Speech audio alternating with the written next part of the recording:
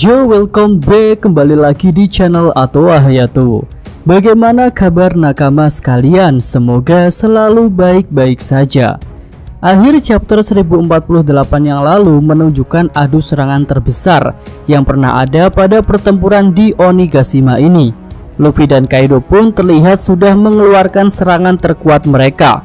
Luffy dengan Gomu Gomu no Bajrangan dan Kaido menggunakan bentuk Flaming Drum Dragon. Nah, dengan adu serangan sehebat itu, rasanya ini merupakan akhir dari pertarungan Luffy versus Kaido. Selain itu, ada beberapa hal lain juga yang menunjukkan bahwa pertarungan panjang di Onigashima ini sudah akan berakhir. Mulai dari hanya pertarungan Luffy versus Kaido saja yang masih ditunjukkan, hingga para samurai yang sudah tidak bertarung lagi, mereka sepenuhnya berharap pada Luffy. Lalu setelah Orochi diserang oleh Denjiro, tentu sudah tidak ada lagi pihak bajak laut Beast yang tersisa yang masih ingin bertarung. Kalau yang nggak mau bertarung sih masih ada ya, yaitu Apo dan salah satu Number. Keduanya memilih untuk melarikan diri. Lalu dari pihak pemerintah dunia masih tersisa satu CP0, tapi pergerakannya hingga saat ini belum diperlihatkan lagi. Jadi pertanyaan besarnya, apakah di chapter depan Kaido sudah akan dinyatakan kalah? Nah, menurut Mimin sih belum. Ya, walaupun ini merupakan adu serangan terakhir, tapi masih ada satu hal lagi dari Kaido yang belum terungkap. Dan menurut Mimin ini sangat penting, yaitu mengenai awal kedatangannya ke negeri Wano. Ya, flashback kedatangan Kaido ke Wano harusnya menjadi hal yang menarik untuk dibahas, karena Kaido sendiri menganggap Wano itu spesial. Ya, memang di Wano terdapat banyak sumber daya alam dan juga sumber daya manusia yang membuat Kaido bisa membuat banyak senjata. Tapi rasanya ada hal lain yang menjadi tujuan utama Kaido datang ke Wano, dan hal itu bisa jadi berkaitan dengan Joy Boy.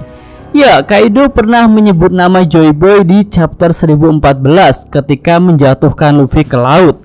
Lalu saat flashbacknya dengan King, Kaido juga kembali menyinggung nama Joy Boy. Jadi Mimin rasa alasan utama kedatangan Kaido ke Wano berkaitan dengan Joy Boy, yaitu Wano adalah lokasi Joy Boy berikutnya akan muncul. Ya, jika Joy Boy adalah pengguna buah Nika 800 tahun yang lalu, maka sosoknya sudah bisa dikatakan mati, mengingat buahnya sudah terlahir kembali dan dimakan oleh Luffy. Lalu untuk kisah akhir hayat Joy Boy bisa kita awali dari pertarungan 800 tahun yang lalu, di mana Joy Boy dikalahkan oleh pemerintah dunia. Lalu untuk menyelamatkan diri, Joy Boy berlindung ke Wano. Nah, Wano yang tadinya merupakan negeri terbuka langsung mengubah kebijakannya menjadi negeri tertutup untuk melindungi Joy Boy. Tapi karena Joy Boy terluka parah, dia tetap tidak bisa membalas kekalahannya. Joy Boy pun memutuskan untuk meninggalkan beberapa informasi pada batu-batu Poneglyph, dan klan Kozuki lah yang bertugas untuk membuat batu Poneglyph itu, termasuk Rod Poneglyph. Lalu sebelum pergi ke pulau terakhir, Joy Boy memberikan petunjuk bahwa orang yang mewarisi tekadnya akan muncul di Wano, suatu tempat yang telah menyelamatkan dirinya serta menjadi sarana untuk meneruskan Will of D. Jadi semoga saja flashbacknya Kaido yang pertama kali datang ke Wano akan dimunculkan. Oke, lanjut. Setelah kemungkinan adanya flashback awal kedatangan Kaido itu, sepertinya akan ada skema tambahan dari adu kekuatan antara pengguna kemampuan Mitekazuan ini. Dan perubahan skema itulah yang akan membuat Luffy bisa mengalahkan Kaido. Jika diperhatikan, benturan energi itu masih bisa dikatakan berimbang, tapi ada satu jenis kekuatan yang belum ditunjukkan oleh Luffy, yaitu kekuatan api, atau lebih tepatnya adalah kekuatan matahari. Ya, julukan Luffy sebagai Dewa Matahari menurut Mimin bukan hanya sekedar nama saja, tapi punya beberapa tujuan, mulai dari unsur kekuatannya hingga unsur analoginya. Dari unsur kekuatan, matahari punya sifat panas seperti api, dan bahkan pada bagian intinya, api matahari itu bisa mencapai api putih yang jelas lebih panas daripada api merah. Dan untuk kekuatan api tentu bukan hal yang asing lagi bagi Luffy. Ada beberapa teknik Luffy yang sudah menggunakan api seperti Red Hulk dan Red Rocks. Kemudian untuk unsur analoginya, matahari berkaitan dengan pagi, atau lebih tepatnya adalah fajar. di mana harapan akan hari yang lebih baik mulai tumbuh.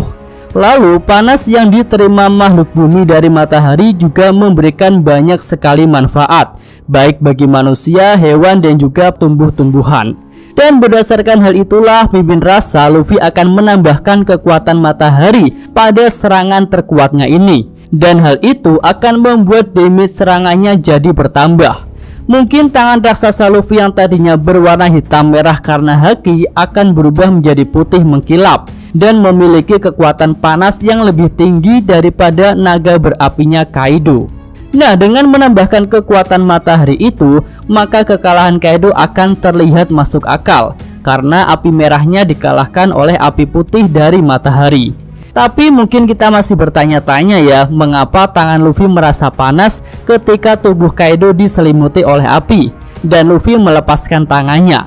Ya, jawaban Mimin sih karena ketika itu Luffy tidak atau belum menggunakan kekuatan mataharinya.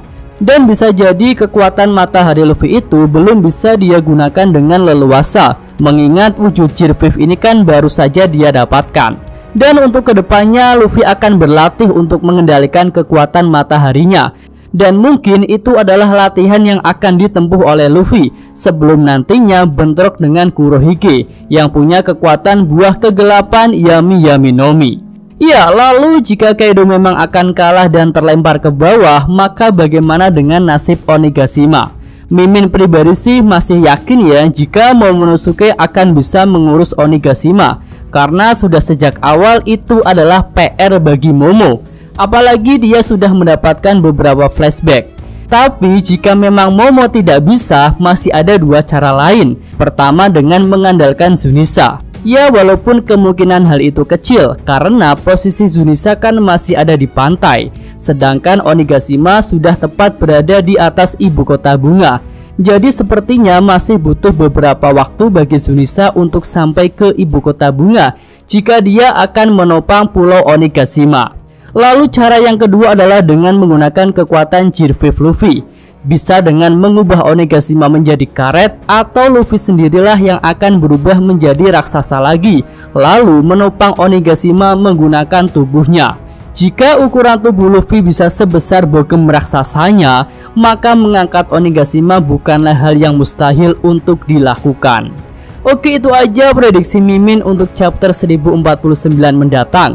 Jika nakama sekalian punya pendapat lain yang lebih bagus, silahkan tulis pada kolom komentar. Yosa Mimin Atwa Hayato, terima kasih. Oke, sampai sini aja video kali ini. Semoga nakama sekalian menyukainya. Terima kasih udah nonton. Jangan lupa kasih like ya, dan subscribe channel Atwa Hayato. Yo!